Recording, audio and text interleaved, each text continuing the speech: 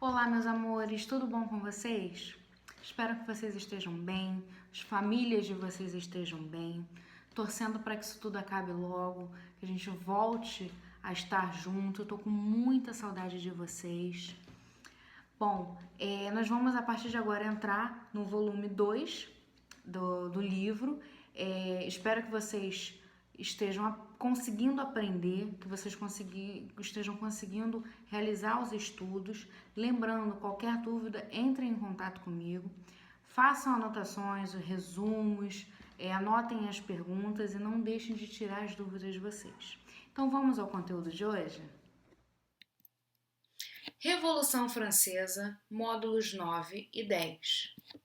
Na aula passada, nós encerramos a aula falando sobre a tomada da Bastilha, o momento em que a população invade a Bastilha, que era um local de prisão política, e toma aquele lugar. Então, a tomada da Bastilha fica marcada como o início da Revolução Francesa. Os períodos da Revolução Francesa. Ela é dividida em 3 partes. Período da monarquia constitucional, que vai de 1791 a 1792, e as características desse momento é que o poder do rei torna-se limitado à Constituição. Ele não é mais absolutista, mas ele deve obedecer à Constituição, e os privilégios da aristocracia são extintos, se acabam. Depois nós temos a Convenção Nacional de 1792 a 1795, onde a presença forte do povo no poder. É o período de radicalização da Revolução. E por fim nós temos o Diretório, que vai de 1795 a 1799, que é o período mais conservador, que tem anulação de algumas medidas sociais conquistadas no período anterior. E nesse momento, a gente tem, dentro da burguesia, do terceiro estado, nós temos 3 forças políticas: os girondinos, a planície e os jacobinos. Os girondinos, quem são os girondinos? São a alta burguesia, são os mais ricos burgueses. O que eles defendiam? Tinha uma posição moderada, eles eram mais brandos, eles queriam igualdade jurídica. Atenção ao termo, igualdade jurídica, ou seja, eles não consideram que todos são iguais como civis, eles consideram igualdade perante a lei, na questão jurídica. A planície. Quem são a planície? É a burguesia financeira. E o que eles defendem? Planície não tem posição definida. Uma hora eles defendem um lado, outra hora eles defendem o outro. Então a planície meio que está em cima do muro. Ela vai para onde tiver mais interesse. Então ela não tem uma posição definida. E os jacobinos, que são a pequena e média burguesia, os camponeses operários. Então é o grupo mais pobre dessa camada. E o que eles defendem? Eles têm uma posição muito mais radical. E eles já defendem uma política igualitária. A igualdade vai em todos os sentidos. Diferente dos girondinos, que já são os mais ricos, têm uma posição mais moderada e defendem apenas uma política igualitária apenas no campo das leis, o campo jurídico. Então, tomada da Bastilha, a gente tem o momento da monarquia constitucional, 1791, 1792. Uma constituição é feita e aprovada. Agora o rei deve obedecer essa constituição. A gente pode dizer que é o fim do absolutismo na França. Agora o rei não manda mais em absoluto, ele deve obedecer à Constituição. E é o momento em que os girondinos estão no poder. A alta burguesia, aqueles mais moderados que querem uma igualdade jurídica. Eles estão no poder junto com o rei. Eles estão apoiando o rei. Quais são as principais mudanças desse período? Então, acaba-se os privilégios feudais. A França, nesse momento, ainda tem alguns restos de características feudais que vão ser extintas nesse momento. Fim da isenção de impostos da nobreza. Então, o primeiro estado que não pagava nada, agora vai começar a pagar impostos. Confisco dos bens do clero, ou seja, Aliás, desculpa, eu falei primeiro estado é segundo estado, a nobreza é segundo estado. Então, não pagavam nada, agora vão ter que passar a pagar impostos. Confisco dos bens do clero, ou seja, aquelas grandes propriedades que a igreja tinha, elas são tomadas e elas vão ser redistribuídas aos mais pobres. Fim do regime de servidão feudal, na qual o camponês deveria favores e serviços ao senhor feudal, acaba isso.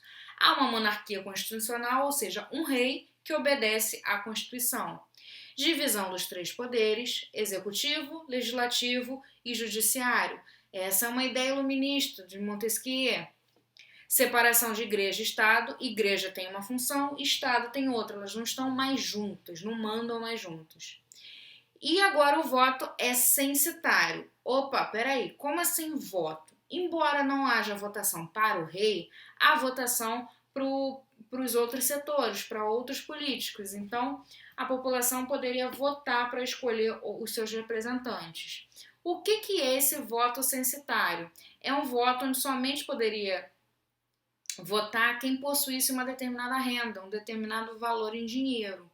O que isso vai significar? Exclusão dos mais pobres, porque só os que têm dinheiro, que são ricos, que vão poder votar. Então, sempre que vocês ouvirem a palavra voto censitário, o censitário tem a ver com a renda. Então, vai determinar, você só pode votar se você tiver a partir daquela renda, tá? E igualdade jurídica. Depois a gente entra para um outro período chamado Convenção Nacional, que vai de 1792 a 1795. Nesse momento, o rei, com a ajuda de outras nações, tenta fugir.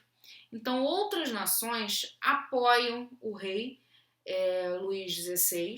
Por que essas nações fazem isso? Estão com medo que essa revolução ela continue e comece a influenciar as suas nações. Então, essas nações se juntam para proteger o rei. Então, o que eles querem fazer? Ajudar o rei a fugir, para ele se fortalecer e depois voltar e acabar com essa revolução.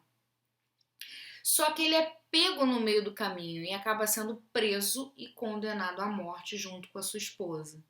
E aí, diante dessa situação, quem assume o poder? Os jacobinos, que é a camada mais pobre da burguesia e a camada mais radical. E aí a gente não tem mais um rei, então não temos um líder. Quem vai assumir agora são os jacobinos e eles vão implantar uma república, ou seja, tem um presidente que vai ser votado pela população, tá? Também é marcada pela fase do grande terror, porque período de muita violência, de muita morte. Lembrando, os jacobinos são os radicais, os caras levam tudo muito a sério. Um exemplo disso é o que fazer com o rei que agora foi preso. O que faremos com ele? Os jacobinos defendem que rei e família devem ser mortos, e mortos de guilhotina, guilhotinados. As principais mudanças dos jacobinos. Lei do máximo, que é o congelamento dos preços e dos salários. Não se aumenta o preço dos produtos e não tem um aumento dos salários também. Fim da escravidão nas colônias francesas. Ninguém tinha falado nisso, mas eles tocam na questão da escravidão, tá? Confisco de bens da nobreza, fim dos direitos senhoriais, reforma agrária, ou seja, pegar terras que não estão sendo usadas e dar para aqueles que precisam de terra. Escolas laicas e ensino primário gratuito. O que são escolas laicas? Escolas que não são religiosas. Até então, na França, as escolas eram responsabilidade da Igreja Católica. Nesse momento, são escolas normais, laicas, sem a participação da Igreja. Então, todas essas medidas têm muito apoio da população. Além disso, eles decidem o sufrágio universal masculino. O que é isso? Sufrágio universal quer dizer uma forma de votação onde todos podem votar. Não há um critério para que uma pessoa possa ou não votar. Diferente do voto censitário, em que para você votar você teria que ter algum tipo de renda, no sufrágio universal não, qualquer um pode votar. Só que detalhe para aqui, é o sufrágio universal masculino, ou seja, mulher nem é falada nessa situação, tá? Todo homem pode votar, somente homem. Mulher não é considerada. Então aqui na imagem vocês estão vendo, para quem não conhece, apresento a vocês uma guilhotina. O que é isso? Uma lâmina, essa é uma máquina que foi inventada nesse período. Essa lâmina descia e cortava a cabeça da pessoa de uma forma mais rápida, sem derramar muito sangue, sem espirrar muito sangue, porque antes era na base da machadada. Então, às vezes, você tinha que dar várias machadadas para a pessoa morrer de fato, espirrava sangue para tudo quanto era lado. Então, um médico, ele cria essa máquina para que fosse uma morte mais humanizada, que fosse mais rápida e que não tivesse tanta sujeira. E ela foi muito adotada nesse período da Revolução Francesa, porque durante o governo dos jacobinos eles eram muito radicais. Então qualquer coisa eles mandavam matar na guilhotina. Inclusive morte entre eles mesmo, que discordou de mim vai morrer na guilhotina. Era nesse nível. Sobre as mulheres na Revolução. As mulheres tiveram grande participação, mulheres pegando em armas e indo, tomando a Bastilha, e nos outros momentos houve uma participação muito forte das mulheres. Porém, elas não foram valorizadas nesse período. Então, em outubro de 1793, durante essa política do terror dos jacobinos, todas as associações de mulheres foram fechadas, cerca de 60 associações, e muitas ativistas foram guilhotinadas. Por muito tempo, as mulheres francesas não puderam ocupar funções públicas e seu direito ao voto só foi aprovado em 1945. Até o Brasil, as mulheres já votavam, enquanto na França isso ainda não acontecia. Para vocês terem uma ideia, no Brasil foi em 1932 e na França só em 1945. Os homens responsáveis pela elaboração das leis na França acreditavam que se as mulheres assumissem funções ou cargos públicos, elas não seriam capazes de constituir uma família e se dedicar a ela. Então, para esses homens, o lugar da mulher era no lar, cuidando dos afazeres domésticos e educando os filhos. Bom, temos a última fase da Revolução Francesa, que vai de 1795 a 1799, que é o período do Diretório. É dado um golpe chamado Golpe 9 de Thermidor. Esse 9 de Thermidor é um novo calendário que foi criado, então Thermidor seria mais ou menos o mês de junho, julho. E é um golpe dado pelos girondinos quando eles retomam o poder. Quando eles veem que os jacobinos estão loucões, matando geral, estão muito radicais, eles dão um golpe para voltar ao poder. E é criado um diretório, onde vão governar 5 pessoas, são 5 diretores. Imaginem para vocês 5 pessoas governando. Quais são as principais mudanças? Anulação das medidas mais radicais, como a lei do máximo, que congelava os salários e os preços, e as mortes na guilhotina, acaba com isso. É feita uma nova Constituição e acontece uma crise econômica, desemprego, miséria, fome, então é isso que vai acontecer nesse momento. Essas 5 pessoas governando não dá certo, então acaba sendo feito um outro golpe chamado 18 de Brumário, também era uma data, mais ou menos, se eu não me engano, novembro, no nosso calendário. E aí deixa de ser 5 diretores para virar um consulado com 3 cônsules. Um desses cônsules era um moço chamado Napoleão Bonaparte. E aí, um tempo depois, ele simplesmente demite os outros 2 cônsules e ele se autoproclama o único cônsul. E aí, com isso, ele vai governando e é o período que vai marcar o fim da Revolução Francesa. Quando Napoleão assume o poder, ele vai dar um basta nessa loucura de revoltas e crise econômica, então ele vai conseguir estabilizar a situação social e econômica dentro da França e a gente considera como o fim da Revolução Francesa. Então está aí, menino Napoleão Bonaparte, e aí na próxima aula nós vamos estudar um pouco mais sobre ele e aí sim o governo dele, de Napoleão Bonaparte. Para acabar, exercícios, vocês vão fazer livro, página 12 e 13, vocês vão fazer os conceituais do 1 ao 5, contextualizados o 6, o 8 e o 10.